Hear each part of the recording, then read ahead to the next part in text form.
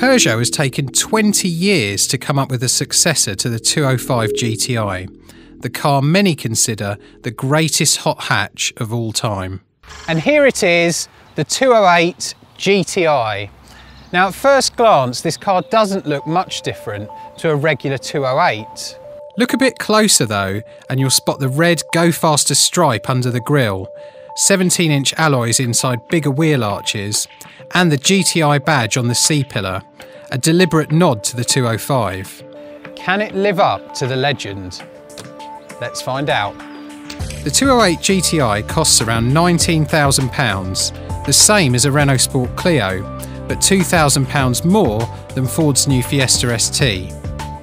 Its 1.6 litre turbo engine comes from the Mini Cooper S, but is tuned to produce 197 brake horsepower. That's enough for 0 to 62 in 6.8 seconds. I actually used to own a 205 GTI and I've got fond memories of driving it down country roads like this, and less fond memories of losing the back end in a corner and ending up in a field full of sheep. There are no such worries with this though. It's a softer, less edgy feeling car with a tendency to understeer or run wide if you push it too hard in a bend. Plus there's standard stability control to keep you safe. Which puts every car through a high-speed swerve test to assess its handling at the limit. Click here to find out more about how we test. Fortunately, the Peugeot's still a lot of fun to drive. The steering's light, but you get plenty of feedback about what the front wheels are doing, and this 6-speed manual gearbox feels slick. The ride isn't bad for a hot hatch either, although it is much firmer than the regular 208.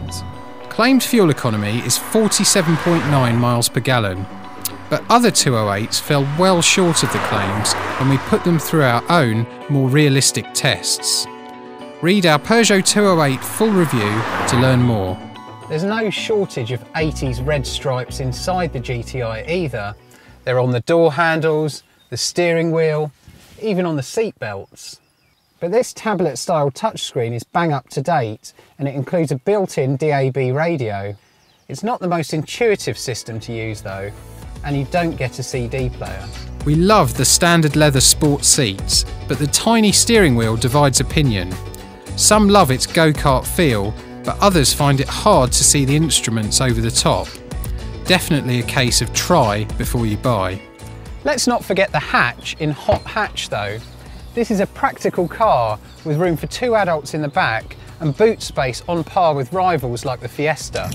As for the hot, the Peugeot certainly feels quick, but you don't need to rev it hard like the old 205. There's plenty of mid-range turbocharged punch, and that's the kind of performance you can use all the time. It's just a shame it doesn't sound a bit more inspiring though, despite that twin exhaust pipe. Peugeot reliability is another more serious concern. Click here to read the results of the Which Car survey, the largest in the UK. After a series of disappointing Peugeot GTIs, the 208 finally feels like a car that's worthy of the badge. I've really enjoyed driving it. Yes, on the right road the 205 is still more fun, but I'd rather live with the 208 day to day. Besides, it's hardly a fair fight anyway. Buyers today demand so much more in terms of comfort, space, technology and safety, and the 208 ticks all those boxes. Retro red stripes or not, it's a thoroughly modern hot hatch, but I can't see it ever becoming an icon.